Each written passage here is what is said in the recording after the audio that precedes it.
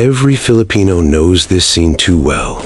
The yellow tape snapping tight, rifles shifting, magazines clicking into place. The fear of what happens when you're accused of drugs. Under Duterte's war, thousands were killed. Everyone knew a name, a face, someone who never came home. That day at Clark Airport, I became the man behind the tape. My story is in Shattered. Subscribe to read Chapter 1.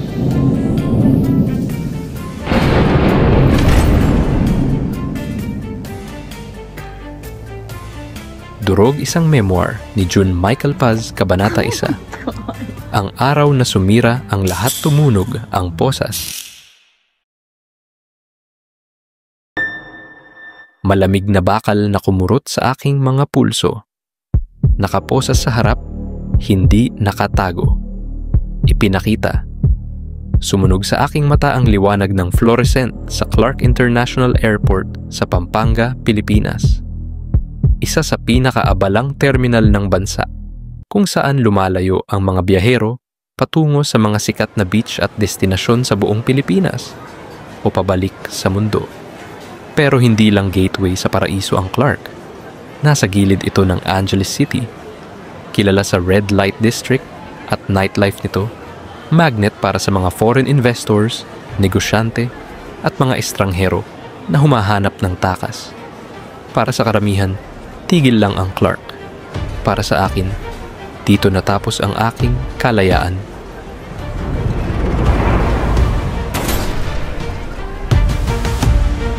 Bumagal ang mga biyahero, nagbubulong, nagtuturo, nakatungtong ang mga cellphone para makuha ako sa kanilang frame. Hinihila ng mga bata ang mga manggas ng kanilang mga magulang. Iba'y agad na inilayo, parang nakakahawa ang kahihiyan. Ang iba naman ay hindi gumalaw. Nakatuon sa akin ang kanilang mata. Walang kurap, parang mga ngaso na nakatingin sa biktima. Naitayo ang yellow tape, kumikirit na humigpit sa paligid ko, parang hawla sa gitna ng terminal. Lumalapit ang 40 opisyal na parang may pinatay ako. Iba'y naka-plain clothes, iba'y naka-uniforme na basang-basa ng pawis. Dalaway may daladalang rifle sa dibdib. Hindi na kailangan kong tingnan. Naririnig ko naman ang kaluskos ng metal, ang tunog ng magazine na nag-lock sa lugar, ang paglipat ng bigat habang dumikit ang mga rifle sa kanilang katawan. Mabigat. Final. Umuugong sa taas ang fluorescent lights, umuuging parang mga insektong hindi ko mapapatay. Tumagos doon ang tunog ng mga rifle, mas matalas pa sa lahat ng nasa kwarto. Naramdaman ng aking dibdib ang kapangyarihan ng mga baril na iyon bago pa man ito magpaputok.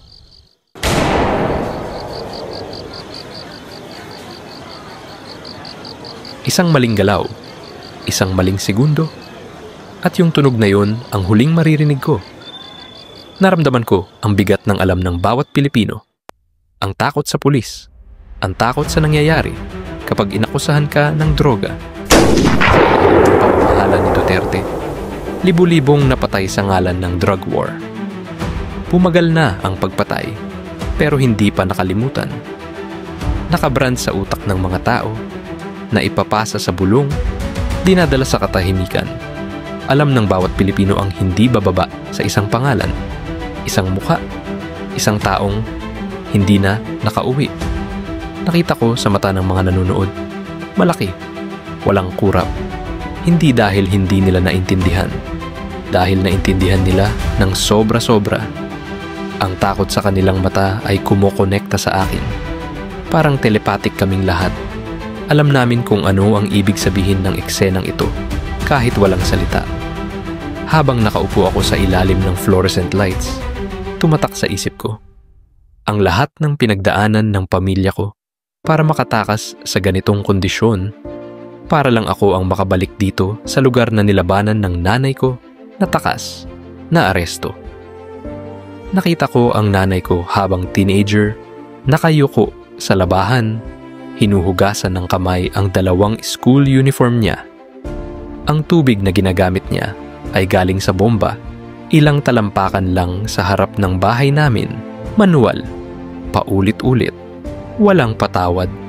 Sinasampay niya ang bawat piraso sa mabigat na hangin at nangangarap ng higit pa. Hindi para sa sarili, kundi para sa mga anak na wala pa siyang noon. Nangangarap siyang palakihin ang mga ito sa lugar kung saan makakaya nila, kung saan mas malawak ang buhay nila kaysa sa mga dirt road ng probinsya. Bilang valedictorian, nakakuha siya ng scholarship sa Far Eastern University. Nagtapos ulit na may honors, nakuha ang nursing license. Nang umalis siya patungo sa US, nakatira siya sa walang lamang apartment na halos hindi niya makakaya. Walang kama, walang sofa, wala. Ang unang sahod niya ay dumiretso sa back pay na hinigi niya sa landlord para lang manatiling may bubong sa ulo. Iyon ang simula niya. At nandito ako, ang anak niya sa akala kong dream vacation, na aresto sa lugar na nilabanan niyang takasin.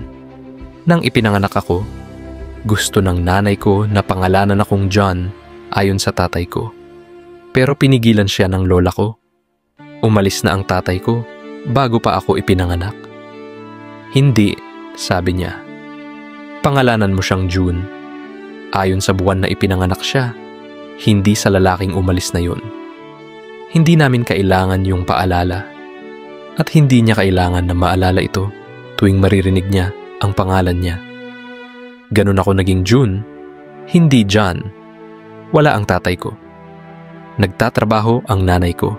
Pinalaki ako ng lola ko sa Pilipinas. Sa mga unang taon, yun ang pagkakakilala ko sa sarili. Isang half-white na bata na pumupuno sa puwang na iniwan ng nanay ko nang tumawid siya ng karagatan patungo sa Amerika. Akala ko ang lola ko ang nanay ko. Siya ang nagsusubo sa akin ng pagkain. Siya ang boses na nagpapakalma sa akin sa dilim. Siya ang minahal ko muna. Ilang oras lang ang nakalipas, parang hindi matatawad ang buhay ko. January 1, nag-U-turn ang flight namin dahil sa malakas na ulan sa Palawan.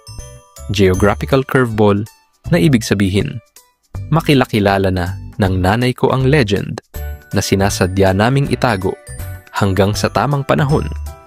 Sa airport ay sumalubong sa amin si Mama at si Sael, kapitbahay namin sa Tarlac, na tinulungan namin noong nakaraang taon na makakuha ng mahalagang medical procedure. Inihatid nila kami sa microtel para sa gabi at nagpilit na kunin kami kinabukasan.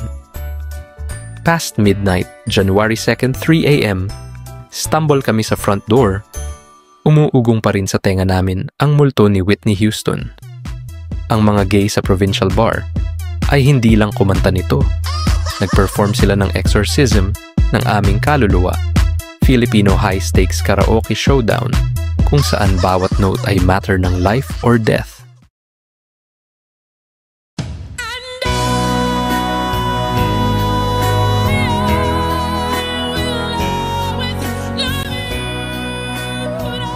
Pagod at emotionally cleansed, handa na kaming matulog ng saktong dadating si Mama. Madilim ang kwarto, umuugong ang air conditioning. Nakahiga kaming dalawa sa kama pagkatapos ng nakakatawang gabi. Nakahiga siya sa gilid, nakapikit, gumuho ang buhok sa unan. Nilunok ko ang tensyon. Babe, alam mo naman na mahalaga ka sa akin, di ba?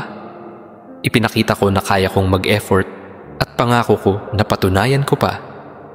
Gusto kitang mahalin araw-araw ng pinakamaganda kong kaya. Lahat ng gusto ko ay maging lalaki mo. Sasama ka ba sa akin? Sandali siyang hindi gumalaw. Perfectong nakatahimik. Nakapikit. Parang nakatulog na. Parang ibinuhos ko ang mga taong paghihintay sa katahimikan. Pagkay napadilat siya. Oo, sabi niya biglang. Mabilis, halos mataray, parang naghahanda sa reaksyon ko. Tumingin siya sa akin nang mabilis, parang naghihintay sa over-the-top na reaksyon na nasanay nang makita sa akin. Pagka tumaas ang mga kamay niya at hinawakan ang mga pisngi ko. At sa pagkakataong ito, sinabi niya ulit ng mas malambot, mas kalmado. Oo. Nabiyak ang dibdib ko. Oh my God, tayo na ba? Malaking ngiti sa mukha ko. Tumalsik ang mga salita parang tanong. Kalahating tawa, kalahating panalangin. Pangako, sabi ko. Kumalat ang liwanag sa mukha ko. Kunin mo na ang mga kotse, pera, damit. Wala itong halaga. Ikaw lang ang gusto ko. Sa'yo. Magiging masaya ako habang buhay. Nagturo sa akin si Lolo ng bagay na hindi ko nakalimutan. 7 taon ako, nakatayo sa tabi niya habang lumalapit ang tunog ng ice cream truck. Tinanong ko, Lolo, bakit $2 lang lagi ang meron ka? Tumawa siya. Hindi inalis ang tingin sa daan. 18 taon ako nang pakasalan si Lola. Siya lang ang gusto ko. Yun lang ang gusto ko noon pa. Masaya siya kapag bumibili ng mga bagay. Ako, hindi ko kailangan ng mga bagay. Meron na ako siya. Kaya binibigay ko sa kanya lahat ng kinikita ko. Bawat piso, bawat $1 hanggang ngayon. Habang hinawakan ko ang mga kamay ni Kim sa sandaling iyon, naintindihan ko na ang ibig niyang sabihin, pwedeng kunin ng mundo ang lahat. Mga kotse, pera, damit, lahat. Pero kung meron ako siya, meron na akong lahat. Sa tahimik pero matinding bulong na lumalaki ang excitement, sinabi ko sa kanya, sobrang saya ko. Masaya ka ba? Umiling siya, kumikinang ang mga mata, at sinubukang itago ang ngiti sa mahabang, nakakatawang hindi. Nag-extend ang salita, nakabalot sa tawa.